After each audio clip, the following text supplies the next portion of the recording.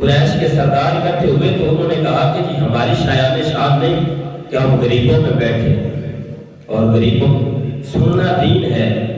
بات دین کی ہونی ہے، حضور سے تبلیغ سننی ہے، لیکن کہا نہیں ہم نے الگ بیٹھنا ہے، ہم غریبوں میں نہیں بیٹھے۔ حضور پاک صلی اللہ علیہ وآلہ وسلم کو کوئی کسی قسم کا اس دنیا سے حرص نہ تھا، لالچ نہیں تھا کسی قسم کا، یہاں تک کہ حضور نے خود فرمایا کہ میں پسند کرتا ہوں کہ کبھی میرے گھر میں کھانا پکے اور کبھی نہ پکے، کبھی فاقہ ہو اور کبھی پیٹ بھر کے کھانا میں پسند نہیں کرتا۔ حضور پاک صلی اللہ علیہ وسلم کو جناب سیدنا عمر فاروق رضی اللہ تعالیٰ عنہ آپ کی چشمان مبارک سے آنسو آئے تھے۔ حضور کے جسم مبارک پر جب موٹے باغ کی چارپائی پر سرکار نے آرام فرمایا تھا تو حضور کے جسم مبارک پر نشان پڑ گیا، تو حضور جب بیدار ہوئے سرکار اٹھ کر بیٹھے تو سیدنا عمر بن خطاب کھڑے تھے اور دیکھ کر آپ کی آنکھوں سے آنسو آ گئے، عرض کرنے لگے حضور کیسر و کسرا تو سوے دیش کی اور نرم و گداز بہترین بستروں پر اور اللہ کی حبیب آرام فرمائے ایسی چارپائی پر۔ تو حضور نے فرمایا کہ عمر تم کیا سمجھتے ہو، اگر میں چاہوں تو بہت پہاڑ سونے کا بن کے میرے ساتھ چلے، یہ کوئی بڑی بات ہے کہ اتنا مال آ جائے، یہ کوئی بڑی بات ہے، میں تو خود میں نے فقر کو پسند کیا۔ تو حضور پاک صلی اللہ علیہ وسلم نے دو جہانوں کے سردار ہو کر خود آپ نے فقر کو پسند کیا، لیکن ایک لالچ حضور کو بھی تھا، ایک لالچ حضور کو۔ اللہ تعالیٰ قرآن پاک میں ارشاد فرماتا ہے لقد جاءکم رسول من انفسکم عزیز علیہ ما عنتم حریص علیکم بالمؤمنین رؤوف رحیم۔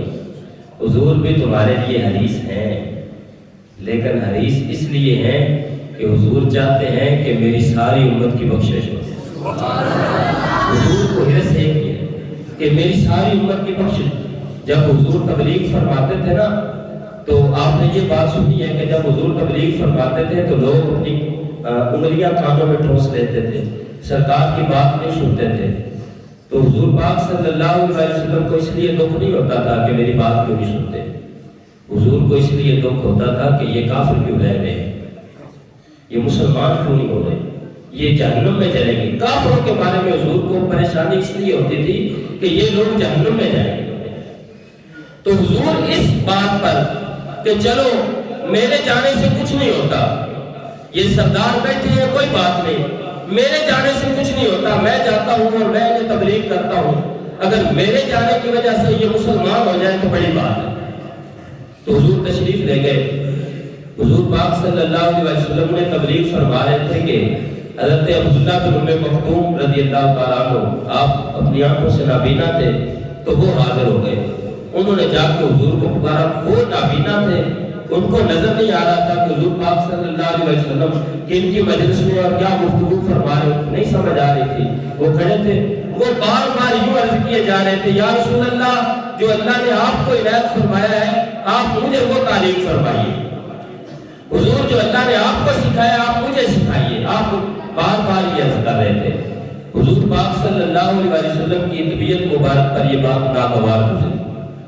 حضور پاک صلی اللہ علیہ وسلم اپنے کاشانہ مبارک پر تشریف لے گئے، تو جب یہ بات ناگوار گزری تو اللہ تعالیٰ نے ایک محبت کے انداز سے، اللہ کو اپنے حبیب سے کتنی محبت ہے یہ کون جان سکتا ہے، یہ اللہ ہی جانے، یہ خدا ہی جانے، خدا کی عظمتیں کیا ہیں محمد مصطفیٰ جانے، اور مقام مصطفیٰ کیا ہے محمد کا خدا جانے، یہ اور کوئی نہیں جان سکتا۔ حضور سے اللہ کو کتنا پیار ہے، اللہ نے پیار سے اپنے محبوب کو فرمایا محبوب، یہ نہیں کرنا چاہیے تھا، اس لیے نہیں کرنا چاہیے تھا کہ وہ تو سردار ہے اور ان کے دلوں پہ مہر ہے، انہوں نے تو بات ماننی کوئی نہیں، ان کو اپنی سرداری کا گھمنڈ ہے،